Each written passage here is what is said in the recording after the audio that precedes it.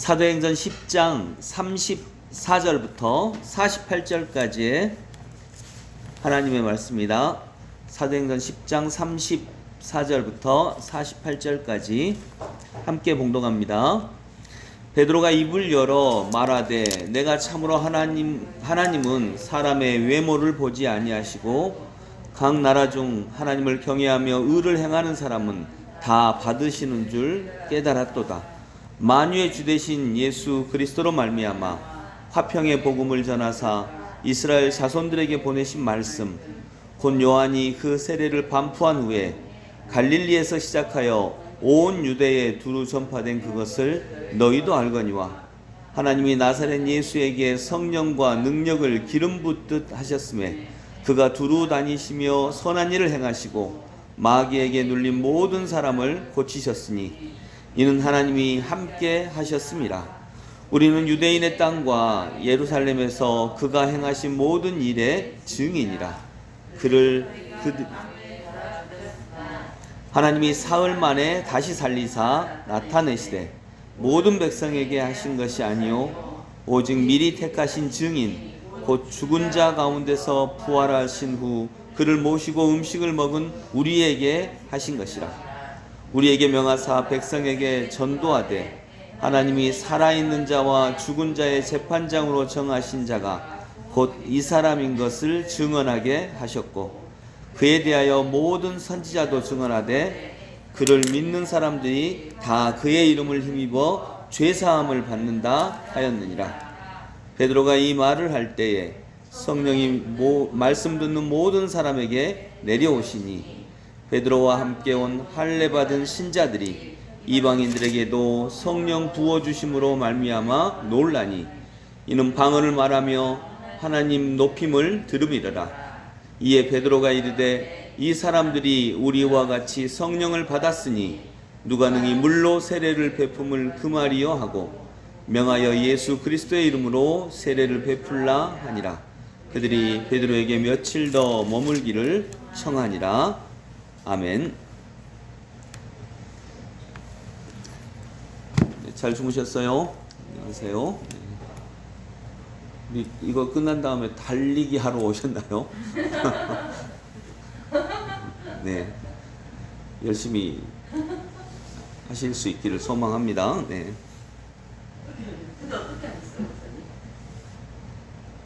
그냥 느낌에. 오늘 말씀은 이제 이방인인 고넬료에게 하나님의 말씀이 전달되죠. 이 고넬료가 베드로를 청하고 베드로 사도님이 고넬료에게 하나님의 말씀을 전할 때 그들이 다 그 말씀을 받아들입니다. 그리고 오늘은 이방인에게 베드로 사도님을 통하여서 세례가 베풀어지는 이런 장면입니다.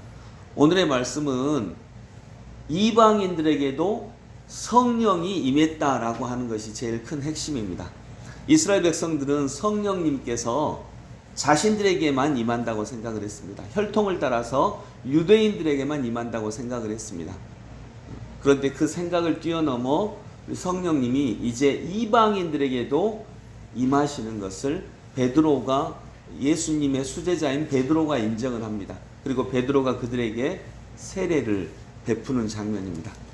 땅끝까지 나의 복음이 전달되리라 말씀하셨을 때에 그 말씀을 따라서 이방인들에게까지 하나님의 복음이 전달된 것을 우리는 볼 수 있습니다. 여기서 간단하게 살펴볼 점은 저는 두 가지 것만 말씀을 드리고 싶어요. 성령님은 이방인들에게도 전달이 됩니다. 그리고 이방인의 한 무리인 우리들에게도 그래서 하나님의 복음이 전달되고 우리들의 이 땅 위에도 하나님의 복음이 그리고 하나님의 교회가 전달되죠. 그래서 하나님의 복음은 온 인류에게 전파됩니다. 그 당시 사람들은 유대인들에게만 성령님이 임하신다라고 생각을 했는데 그것을 뛰어넘어서 모든 이방인에게 하나님의 성령님이 임하시고 그들이 세례를 받게 되고 그들이 하나님을 믿게 됩니다.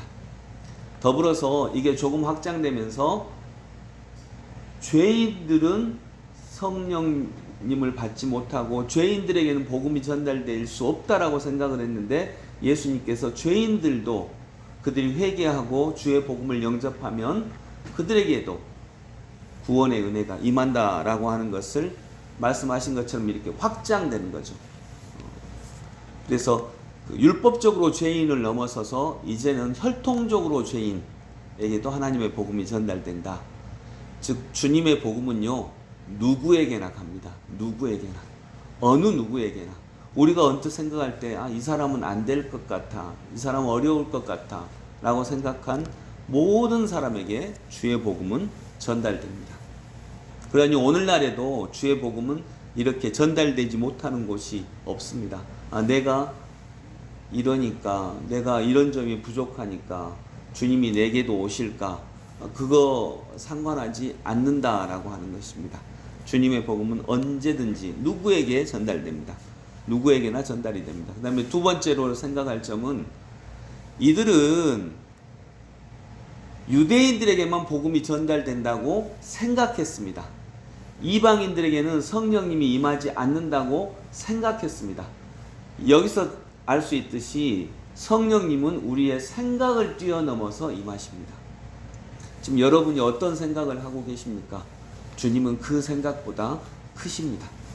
그러니 현실을 우리 생각대로 만들려고 하지 말고 내 생각이 현실을 따라가야죠. 그래서 하나님의 은혜는, 그리고 성령님은 현실 속에 임하십니다.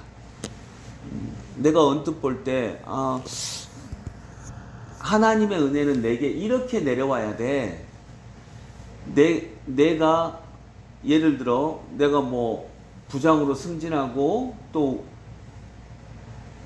우리 애가 이번에 좋은 대학 가야 되고 이래야 하나님이 나를 사랑하시는 거야 라고 하는 생각과 성령님은 다르십니다. 그건 내 생각이고요. 하나님은 내 생각을 초월하십니다. 그래서 우리는 현실 속에서 하나님의 은혜와 성령을 찾으실 수 있기를 바랍니다. 내 생각이 이루어지는 곳에서가 아니라 우리가 지금 살아가고 있는 현실 속에서 하나님의 은혜를 찾고 그 은혜를 누리실 수 있기를 원합니다. 그것이 복음입니다. 그래서 내 생각대로 만들려고 하지 말고요, 내 생각을 내가 누리고 있는 현실에 맞추시기 바랍니다. 아멘. 이것이 성령님의 인도하심인 줄로 믿습니다. 여러분 여기 새벽에 나오셨는데 새벽에 나오시는 것만도 은혜입니다. 어떤 사람은 육신의 건강이 안 돼서 못 나오고요, 어떤 사람은 마음이 전혀 없어서 못 나옵니다. 어떤 분들은 새벽까지 뒤척이다가 잠들지 못해서 못 나올 수도 있고요. 그래서 나올 수 있는 것만도 은혜입니다. 들을 수 있는 것만도 은혜이고요. 이 기본적인 것이 안 되는 사람이 너무 많아요. 물론 복음은 또 방금 제가 얘기한 것을 또 넘어섭니다. 그러나 그런 면에서부터라도 생각하면서 성령님은 내 생각을 뛰어넘는구나 라고 하는 것 기억하시고 그 은혜를 누리실 수 있기를 소망합니다. 기도하겠습니다. 우리의 생각을 뛰어넘어 임하신 하나님 은혜를 감사합니다.